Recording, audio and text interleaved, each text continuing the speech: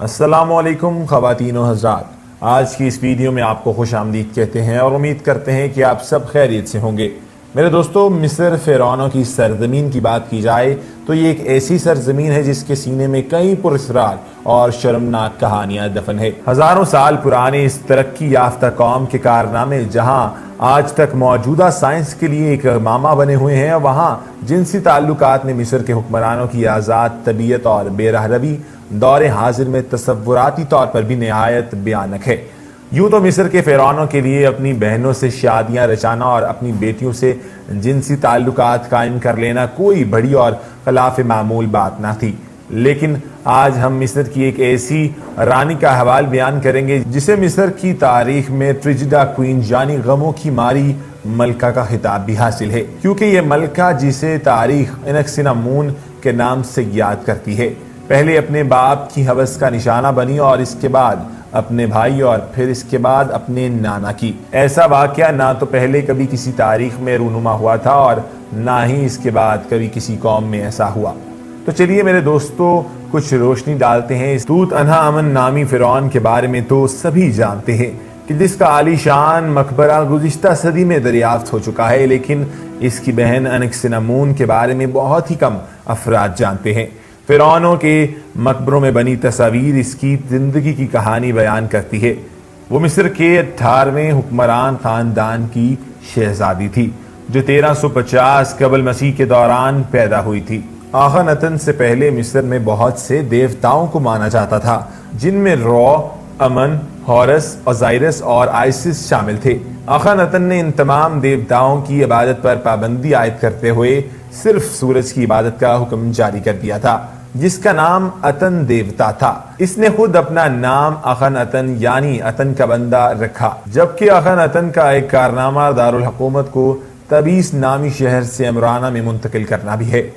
ان تمام تبدیلیوں کے سبب مصری عوام میں وہ خاصا غیر معمولی تھا، جبکہ اس کی غیر مقبولیت کی ایک بڑی وجہ اس کی آزادانہ جنسی سوچ اور تعلقات بھی تھے۔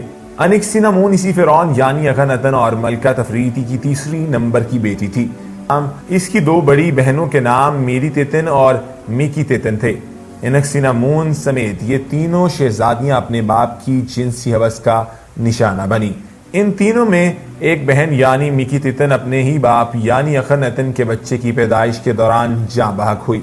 فرعون اخناتن کی موت کے کچھ عرصے بعد جب توت عنخ آمن نیا فرعون بنا تو شہزادی انکسنامون کی شادی اس سے کر دی گئی۔ اس شادی کے وقت توت عنخ آمن کی عمر 9 سال تھی، جبکہ انکسنامون عمر میں اس سے کچھ بڑی تھی۔ یاد رہے کہ توت عنخ آمن بھی آخناتن کا بیٹا یعنی انکسنامون کا بھائی ہی تھا۔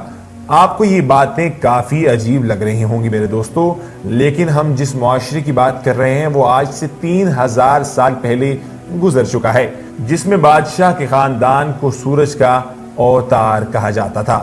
بادشاہی خون کو خالص رکھنے کی خاطر شہزادوں اور شہزادیوں کی شادیاں آپس میں ہی طے کی جاتی تھی۔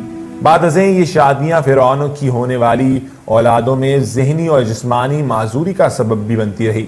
توت عنخ آمن کی دریافت شدہ ممی اس بات کا واضح ثبوت ہے کہ توت عنخ آمن نامی فرعون، جس کی پیدائش بھی بہن اور بھائی کی شادی کے نتیجے میں ہوئی تھی، پیدائشی طور پر نہایت کمزور اور زنانہ جسم کا مالک ہونے کے ساتھ ساتھ ایک ٹانگ سے معذور بھی تھا۔ اگلے 10 سالوں تک اس جوڑے یعنی توت عنخ آمن اور ملکہ انکسنامون نے نہایت کامیابی کے ساتھ حکومت کی۔ ان دونوں نے اپنے باپ کے وہ فیصلے جو عوام میں غم و غصے کا سبب بنتے تھے سب کے سب واپس لے لیے، شاہی مذہب تبدیل کر کے پرانے دیوتاؤں کی عبادت کو بحال کر دیا، اور توت عنخ آمن اور انکسنامون کی اس کی شادی کے نتیجے میں 2 بیٹیاں پیدا ہوئی، لیکن یہ دونوں بھی جسمانی کمزوری کے سبب زیادہ عرصے نہ جی سکی۔ ان دونوں بیٹیوں کی ممیاں فرعون توت عنخ آمن کے مقبرے سے برآمد ہو چکی ہیں۔ انکسنامون اور توت عنخ آمن کے حالات زندگی معمول کے مطابق چل رہے تھے کہ اچانک 18 سال کی عمر میں توت عنخ آمن کی موت واقع ہو گئی۔ اب انکسنامون اکیلے ہی تخت کی وارث تھی، لیکن ملکہ تفریتی کا باپ اور انکسنامون کا نانا جس کا نام ایا تھا، توت عنخ آمن کے دور میں ایک قابل مشیر اور سلطنت کے سب سے بڑے وزیر کا عہدہ رکھتا تھا۔ اب ایا یعنی انکسنامون کے نانا نے اس پر دباؤ ڈالنا شروع کر دیا کہ وہ ایا سے شادی کر لے تاکہ ایا بغیر کسی مزاحمت کے نیا فرعون تسلیم کر لیا جائے۔ اس دور میں بھیجا گیا ایک خط ماہرین آثار قدیمہ کے پاس اور ہاتھ لگ گیا ہے، جو مصر کی ایک ملکہ نے قطیتیوں کے حکمران پیلیولیوما کو لکھا، جس میں درخواست کی گئی تھی کہ قطیتیوں کا حکمران اپنے ایک بیٹے کی شادی مصر کی ملکہ یعنی انکسینامون سے کر دے، جس کے سبب انکسینامون ایا کے ہاتھوں سے محفوظ ہو جاتی۔ قطیتیوں کی سلطنت اس دور کی طاقتور ترین سلطنت تھی۔ اس خط کے جواب میں قطیتیوں کے بادشاہ نے زنانزا نامی اپنا ایک بیٹا انکسینامون سے شادی کے لیے روانہ کر دیا، جو دوران اس سفر ہی مارا گیا۔ ممکن ہے کہ اس کی موت میں ایا کا ہاتھ ہو۔ بہرحال ایا نے زبردستی انکسینامون یعنی اپنی نواسی سے شادی کر لی اور خود مصر کا حاکم بن بیٹھا۔ مصر کی تاریخ کتابوں پر ملنے والی تحریروں کے ساتھ ساتھ ایک انگوٹھی پر ایا اور انکسینامون کا نام بحیثیت شوہر اور بیوی تو ملتا ہے، لیکن اس شادی کے بعد انکسینامون کا کیا بنا، اس ویڈیو میں آپ کے ساتھ یہ بھی تفصیلات شیئر کریں گے۔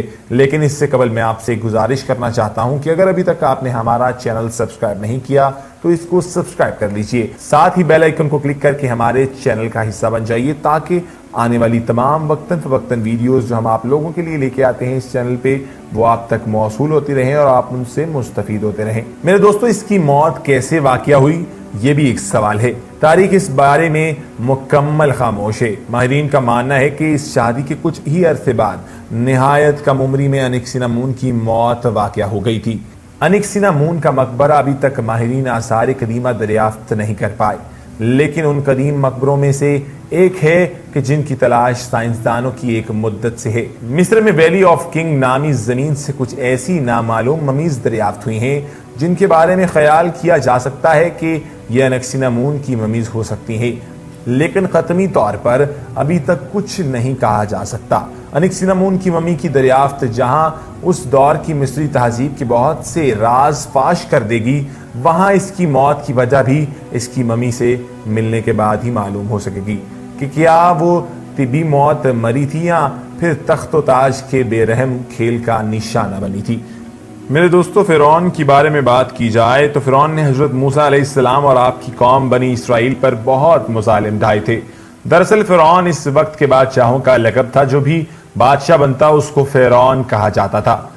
بائبل کے بیان کے مطابق اس نے بنی اسرائیل سے بیگار کے طور پر کئی شہر تعمیر کروائے تھے، جن میں سے ایک کا نام رمس تھا۔ میرے دوستو، اسی دور کی حکمرانی میں اللہ تعالیٰ نے حضرت موسیٰ علیہ السلام کو بنی اسرائیل سمیت مصر چھوڑنے کا حکم بھی دیا تھا۔ چنانچہ جب حضرت موسیٰ علیہ السلام بنی اسرائیل کو ہمراہ لے کر دریائے نیل پار کر رہے تھے، یہ بھی اپنے لشکر سمیت ان کا پیچھا کرتے ہوئے دریائے نیل میں آ اترا، مگر اللہ تعالیٰ نے بنی اسرائیل کو دریا پار کروانے کے بعد دریا کے پانی کو چلا دیا اور فرعون کو اس کے لشکر سمیت ڈبو کر ہلاک کر دیا۔ میرے دوستو، اس ویڈیو میں آپ کے ساتھ قرآن کی ایک آیت بھی شیئر کرنے جا رہے ہیں۔ اور ہم بنی اسرائیل کو سمندر سے گزار لے گئے، پھر فرعون اور اس کے لشکر ظلم و زیادتی کی عرض سے ان کے پیچھے چلے، حتیٰ کہ جب فرعون ڈوبنے لگا تو بول اٹھا، میں نے مان لیا کہ خدا حقیقی اور اس کے سوا کوئی نہیں ہے، اور میں بھی سر اطاعت جھکا دینے والوں میں سے ہوں۔ جواب دیا گیا، اب ایمان لاتا ہے، حالانکہ اس سے پہلے تک تو نافرمانی کرتا رہا اور فساد بھرپا کرنے والوں میں سے تھا۔ اب تو ہم صرف تیری لاش ہی کو بچائیں گے تاکہ تو بعد کی نسلوں کے لیے نشان عبرت بنے، اگرچہ بہت سے انسان ایسے ہیں جو ہماری نشانیوں سے غفلت برتتے ہیں۔